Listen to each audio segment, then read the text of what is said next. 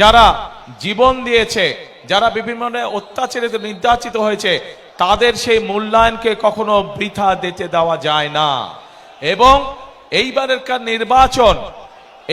নির্বাচন শুধু দেশের নির্বাচিত করার নির্বাচন নয়, এবারকার নির্বাচন হবে আমাদের দেশকে পুনর্গঠন করার নির্বাচন।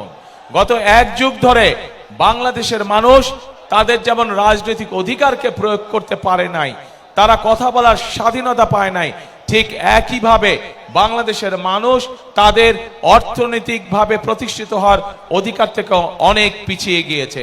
দেশে সঠিক পরিমাণের আমাদের তরুণদের, যুবকদের যে কর্মসংস্থানের ব্যবস্থা হওয়ার দরকার ছিল, সেই ব্যবস্থা হয়নি।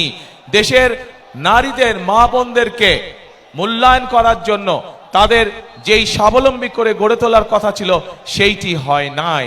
দেশের যুবকদেরকে প্রশিক্ষণের মাধ্যমে দক্ষ শ্রমিক হিসেবে গড়ে তোলার করা উচিত ছিল, সেই কাজটি হয় নাই।